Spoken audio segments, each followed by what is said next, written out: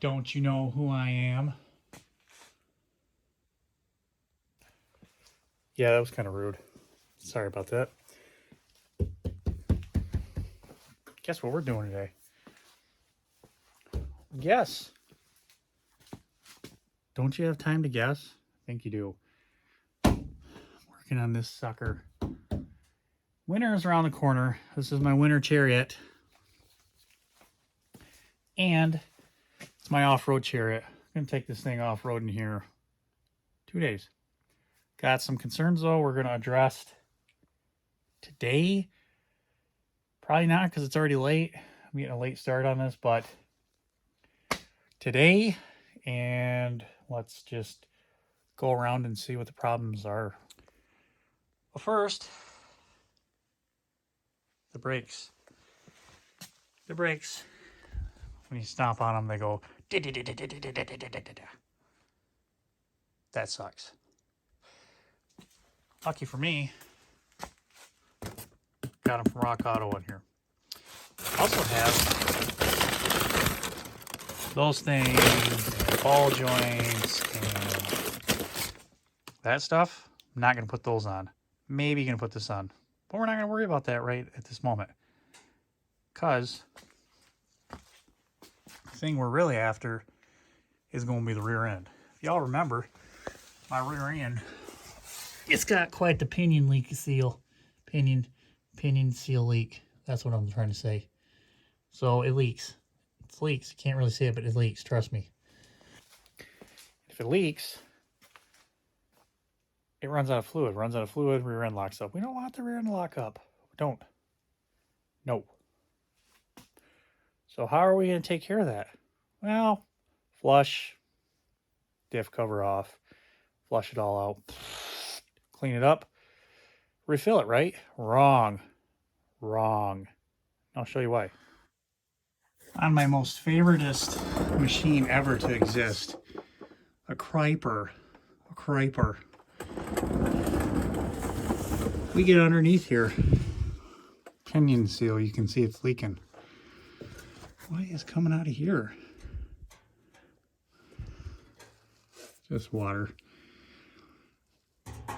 Interesting. Anyway, pinion seal's leaking. Over on this side, I've already tried to put 3/8 extension in there, weld it, take it off, burn it off, heat it up. It ain't coming off. It ain't coming off. Can try.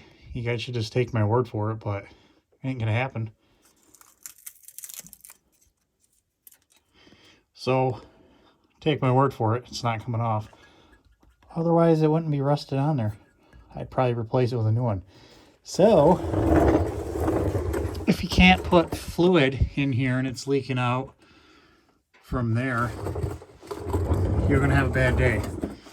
So what am I gonna do, you ask? Well, get dripped on in the eyeball again. Ugh.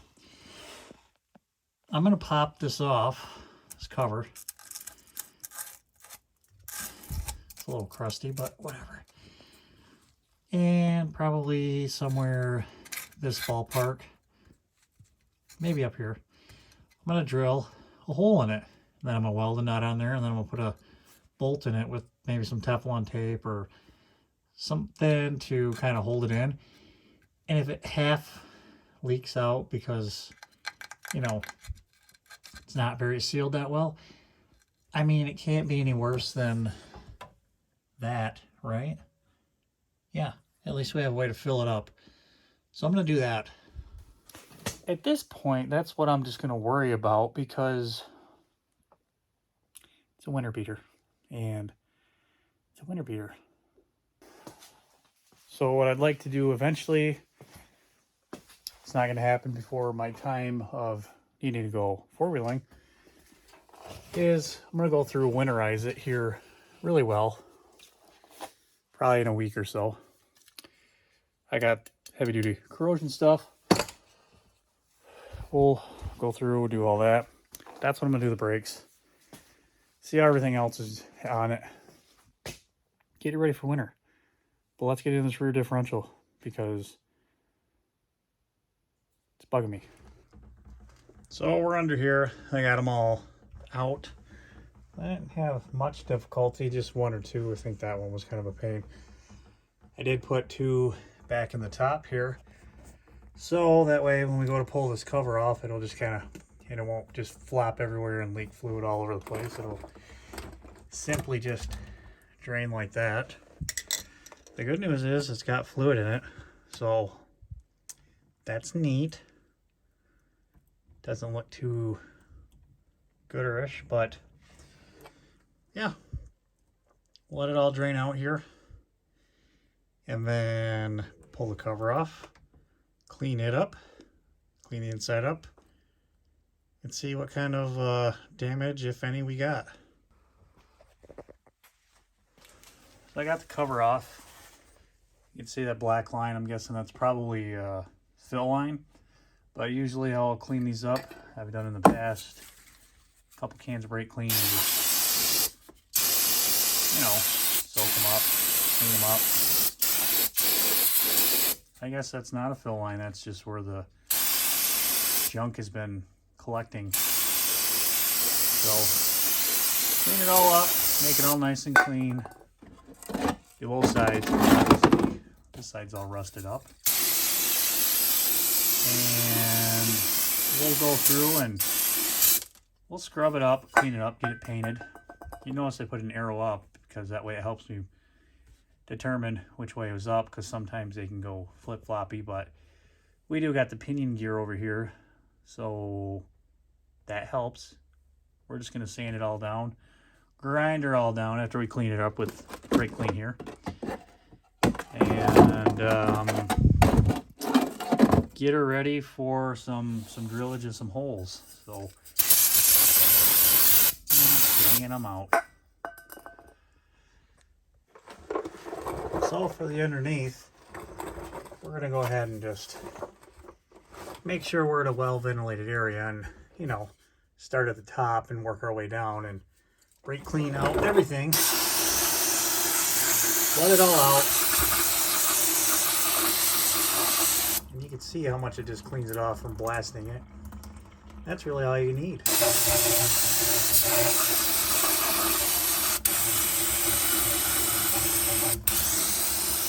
If you're ambitious, you can rotate it around and do all that and get more in the back.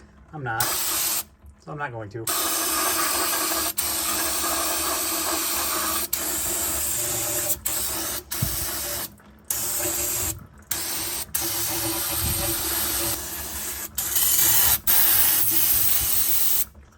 Danging them out. So I kind of guessed when I ordered this off Rock Auto and thought it would be the right size, but no, apparently it's not. There's 2 of them. Had a 50% chance. Boy, was I wrong. And considering I ordered this almost a year ago and I can't return it, I guess I got one for the shelf.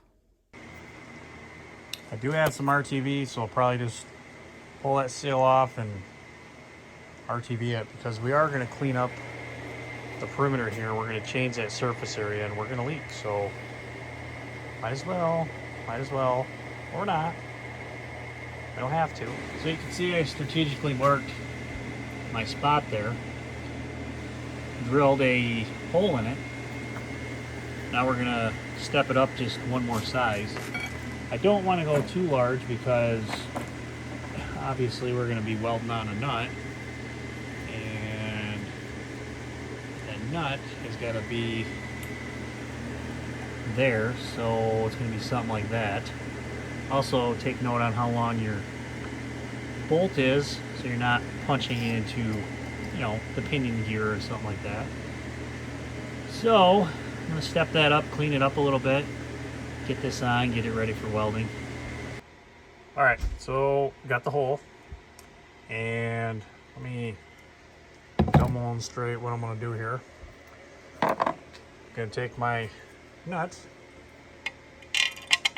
going to put it in there. No, that's not the nut, that's the bolt. Take the nut, screw it on the back side here.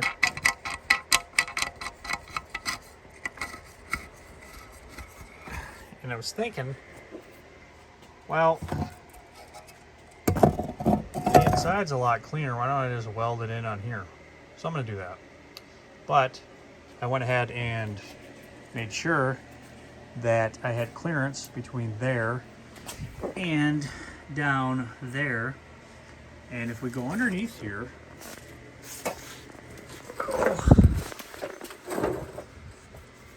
come on. So underneath here, we're going to put the cover up. Bam. It's going to be just like that.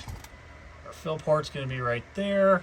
And where that sits, if you guys can keep your peepers on it, is just perfect clearance between this ring gear, that thingy, the doodabber in there, and all that stuff. So I'm going to weld that on and move on to the next step.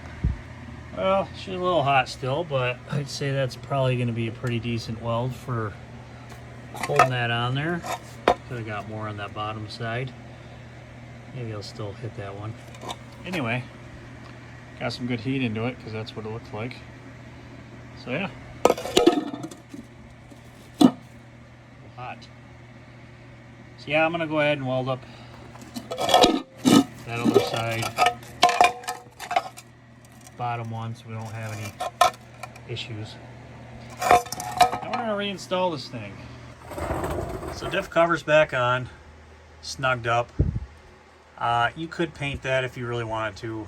I'm not going to, because I'm probably going to be back in here at some point, and whatever.